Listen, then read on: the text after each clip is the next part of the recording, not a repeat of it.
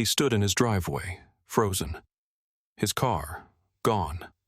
Towed in the dead of night, without warning, without cause. And the worst part? His HOA board member neighbor, Todd, was smirking from his porch, arms crossed like he had just won. But what Todd didn't realize was that he had just made the biggest mistake of his life. What happened next would cost him everything. But let's start from the beginning. I stood there, fists clenched, heart pounding. The audacity, the sheer arrogance. My name was on that parking spot, clear as day in the HOA agreement, the same document Todd was now pretending didn't exist.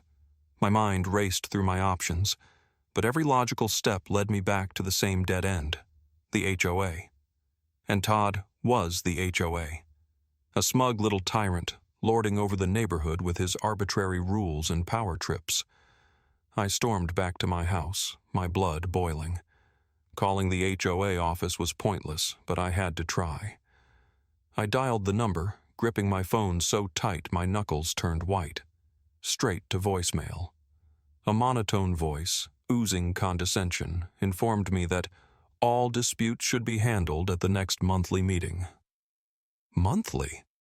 That was nearly 3 weeks away. So what? I was just supposed to accept this? Park down the street like some visitor in my own home while Todd sprawled his oversized truck across my spot? No, absolutely not. I marched back outside, my pulse hammering in my ears. Todd was still on his porch, beer in hand, watching me like I was some minor inconvenience in his otherwise perfect afternoon. He smirked. I hated that smirk. "Figured anything out yet?" he called out, leaning back against his porch railing like he had all the time in the world. I took a step forward, jaw tightening. "Move your truck." He let out a low chuckle, shaking his head. "That's not happening, buddy." Buddy. The word dripped with mockery. I inhaled sharply, trying to keep my temper in check. "Todd, this isn't up for debate. That spot is mine. My name is on it." "Oh, is it?" He took a lazy sip of his beer, eyes glinting with amusement. "Like I said, HOA property. I made an executive decision. The board supports me."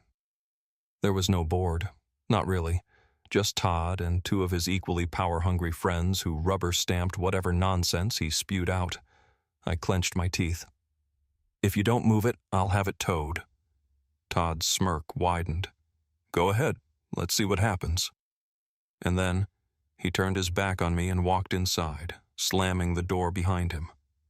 I stood there, seething, every rational part of my brain telling me to walk away, to cool off, to think this through. But reason didn't apply here. Todd wasn't reasonable. He was playing a game, and he thought he'd already won. He had no idea what was coming. I sat in my car, arms crossed, watching Todd pace back and forth on his porch like a caged animal. His truck wasn't going anywhere, not unless he wanted to ram straight into my sedan. I smirked, leaning back in my seat. Let's see how he liked being inconvenienced for once. The neighborhood was quiet, the afternoon sun beating down on the pavement, but I could feel the tension thick in the air. Todd had been staring at my car for the past 10 minutes, phone in hand, grumbling to himself. And then, just as I expected, he did the most predictable thing in the world. He called the cops. I didn't move. Didn't even flinch when the red and blue lights flashed against my rearview mirror. A patrol car rolled up, and out stepped a middle-aged officer who looked like he had already seen way too much nonsense for one day. He adjusted his belt, sighed heavily, and knocked on my window. "Sir, we got a call about an illegally parked vehicle." His voice was flat, tired, like he'd rather be anywhere else. I rolled down my window and handed him my HOA paperwork. "This is my assigned parking spot. Todd parked in it. I just blocked him in until he moves." The officer took the papers, skimmed them, and rubbed his temple. "Look, legally, this is an HOA matter. I can't tow his vehicle, but I also can't force you to move yours. It's a civil dispute." From the corner of my eye, I saw Todd approaching, arms crossed over his chest, face twisted into a smug grin. "Actually, officer," he interrupted, stepping forward, "that car is a nuisance. I'm on the HOA board, and I have authority over parking violations." The officer raised an eyebrow. "That's not how that works." Todd's smirk faltered for a split second before he doubled down. "The HOA has jurisdiction over all parking in this neighborhood. If I say he's violating policy, then—" The officer held up a hand, cutting him off. "Sir, an HOA board doesn't override property laws. You can't just decide to take someone's assigned space." Todd's face turned red.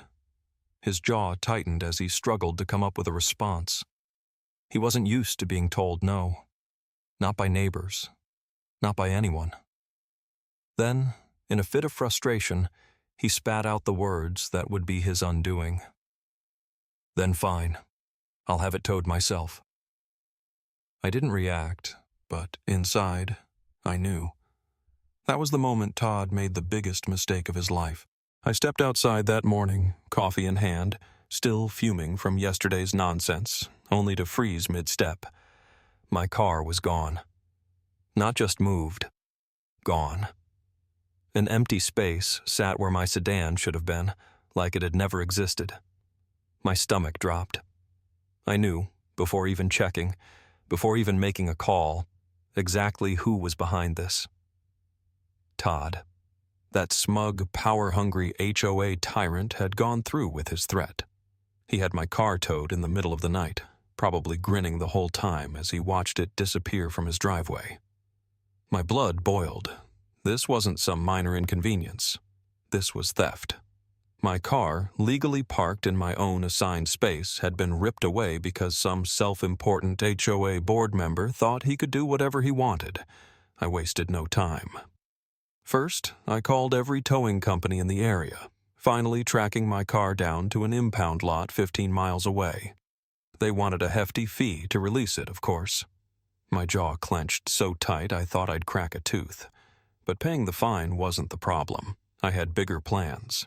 Todd had underestimated me. I sat down at my desk and started digging. Local ordinances, towing regulations, HOA bylaws, anything and everything I could use against him. And then I found it. A gold mine buried in city law. Illegally towing a vehicle from a private property space without proper authorization wasn't just a violation. It carried massive fines. Not just for Todd, but for the HOA itself. I wasted no time filing an official complaint with the city. And while I was at it, I contacted a lawyer who specialized in HOA disputes. He took one look at my case and practically rubbed his hands together. "This is bad for them," he said, shaking his head. "Really bad." Good. By the time the next HOA meeting rolled around, I was ready. I walked in, calm, composed, my stack of paperwork neatly organized. Todd was already there, his usual smug grin plastered on his face, confident he had won. But when the city official I'd brought along started speaking, detailing every single violation, that grin started to fade. The board members paled as the numbers added up: property theft, abuse of power, illegal towing, and civil damages. And then came the cherry on top. Todd, personally fined $10,000 for his little stunt. I watched as his face drained of color, as his mouth opened and closed like a fish gasping for air. The same smug man who had stolen my spot, called the cops, and towed my car without a second thought, now sat there, stunned into silence. And I wasn't done yet. But I wasn't done. With Todd's influence shattered, I rallied my neighbors, many of whom had their own grudges against the HOA. We formed a coalition, petitioned the homeowners, and in a dramatic final vote, Todd was booted off the HOA board. As a cherry on top, the city ordered the HOA to return my parking spot, reimburse me for my impound fees, and pay damages. And Todd? Well, His SUV was towed the very next week. Watching him argue with the tow truck driver, the same smugness wiped clean from his face, was the most satisfying moment of all. Justice served cold.